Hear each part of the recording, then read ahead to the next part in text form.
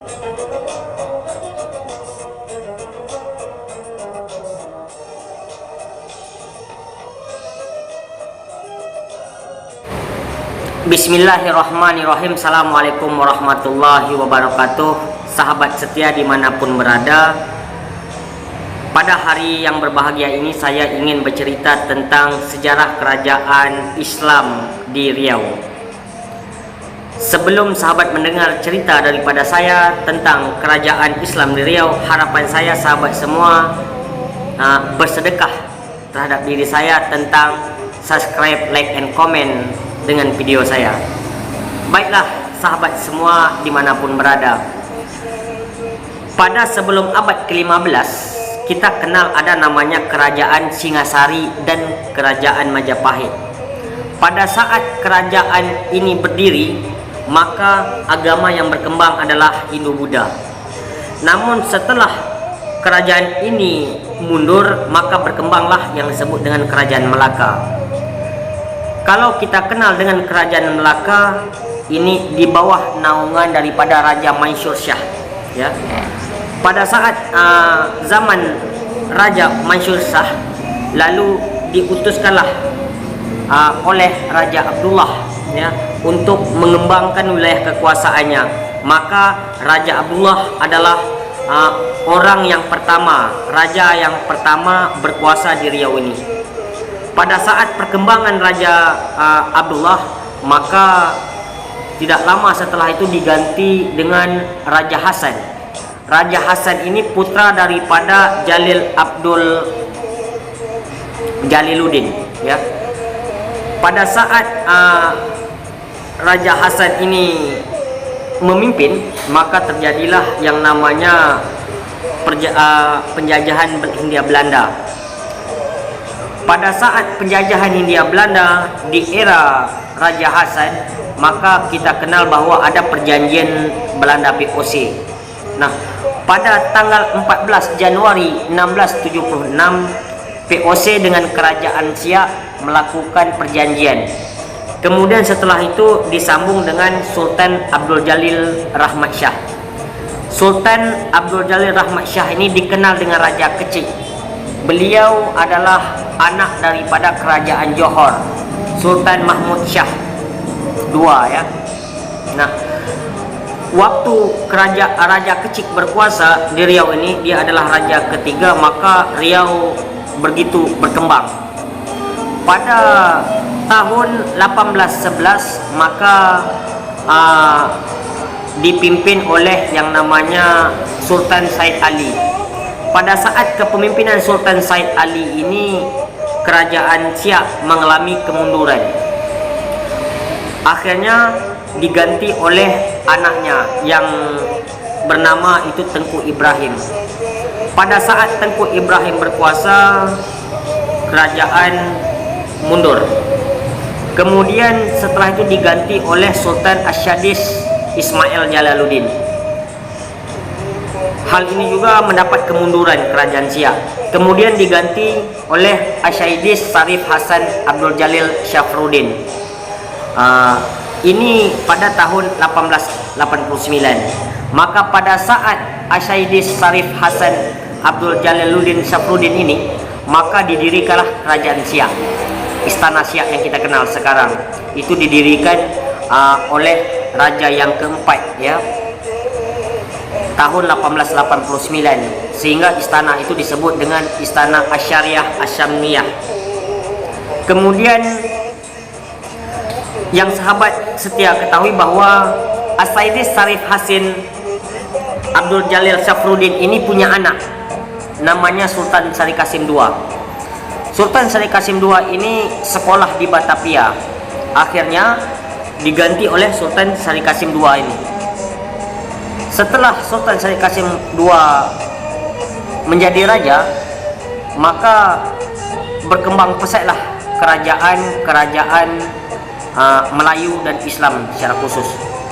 Oleh karena itu sahabatku sekalian, ada kita kenal tari zapin, tari olang-olang, ini pernah menjadi ikon daripada masa keemasan kemelayuan di bawah kepemerintahan atau kekuasaan daripada Saidi Syarif Hasan beserta anaknya Sultan Syarif Kasih II.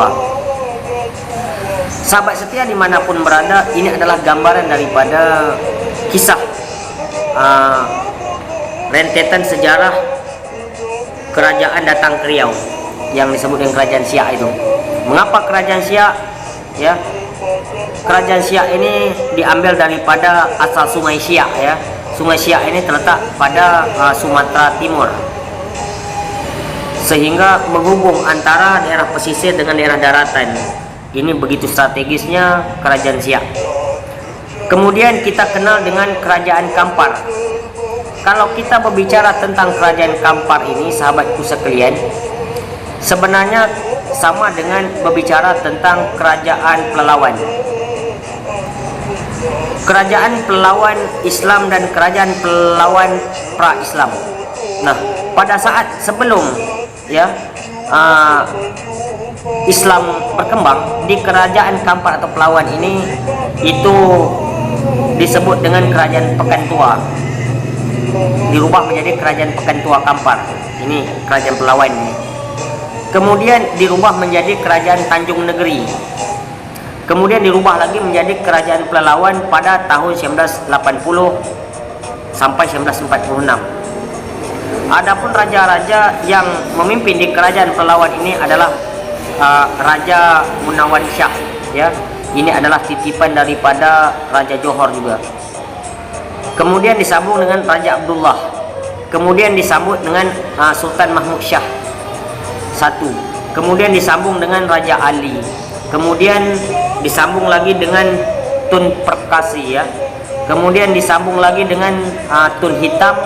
Kemudian disambung lagi dengan Tun Megat. Kemudian disambung lagi dengan Abdul Rahman. Kemudian disambung lagi Lela I. Kemudian disambung lagi Lela Bangsawan. Inilah raja-raja yang berkembang di kerajaan Pelalawan atau Pekan Tua itu. Kemudian pada 4 Februari 1879, kerajaan Kampar atau Pekan Tua Kampar ini diambil alih oleh Hindia Belanda, sehingga kerajaan ini mundur, ya. Kemudian diserobot balik oleh kerajaan Siak Menyatu. Kemudian kita kenal dengan kerajaan Indragiri. Kerajaan Indragiri ini sebetulnya kalau kabupaten hari ini kita kenal bahwa ada Indragiri Hilir, ada Indragiri Hulu. Ini sebenarnya satu di dalam sebuah kerajaan masa itu. Ini pada tahun 1298 Raja Kecik Mambang atau disebut dengan Raja Perlang, ya. Ini meraih kemajuan pada abad ke-15, tapi di bawah naungan kerajaan Pagaruyung di kawasan pelabuhan, ya, di bawah naungan kerajaan Pagaruyung, tapi bagian daripada kawasan pelabuhan, sehingga terbentuklah ini namanya kerajaan Indragiri. Kerajaan Indragiri ini juga akhirnya direbut oleh kerajaan Siak, oleh kerajaan Jambi, oleh kerajaan Aceh. Raja-raja yang berkembang di kerajaan Indragiri ini pada tahun 1641, ya, berkembang menjadi kerajaan Melayu. Itu ada namanya Sultan Indragiri, kerjasama dengan POC pada tanggal 24 Oktober 1664 ada perjanjian. Kemudian disambut dengan perjanjian yang kedua, yaitu 1765. Itu dari Rengat, istananya dipindah ke Rengat, kemudian di bawah kawasan Sultan Ibrahim. Kemudian baru disambung dengan Sultan Indragiri. Kemudian disambut dengan kerajaan Said. Kerajaan Said ini, sahabatku sekalian, ada terjadi gejolak antara perang saudara, ya, kerajaan masih itu. Raja Said dengan Raja Mod bertengkar. Akhirnya Raja Said ini berkonspirasi dengan Belanda. Akhirnya jadilah termaksud Raja Ibrahim, Raja Said menguasai kerajaan Indragiri atau Pekan Tua itu. Sahabatku sekalian, pada tanggal 27 September 1838 Belanda bekerja sama dengan kerajaan Indragiri di bawah naungan Raja Husein, tanda tangan lagi. Raja Husein ini berkuasa itu pada tahun 1876. Kemudian pada tahun 1912 di bawah kekuasaan Sultan Mahmud, seluruh kekuasaan Indragiri ini diambil alih oleh Belanda akhirnya. Ini adalah sejarah tentang perkembangan kerajaan yang ada di Riau, tidak lepas daripada intervensi kerajaan Belanda. Sehingga sahabatku sekalian, kita bisa memahami kalau hari ini terjadi pemikiran-pemikiran orang-orang kita ya agak sedikit dengan konsep Belanda. Namun kita juga paham bagaimana posisi Belanda dengan 3 misi dia untuk menjajah di daerah Nusantara ini, terkhusus untuk daerah Riau. Tidak lepas daripada peran sumber daya alam, peran agama, ya. Kemudian kita berbicara tentang penewasaan dan keilmuan sangat sulit di masa Belanda, karena Belanda berusaha bagaimana untuk mengubah paradigma kita, sehingga hukum yang kita terapkan hari ini juga hukum Belanda, Van der Beks, ya, yang dipelopori oleh Profesor Snok Hongranye.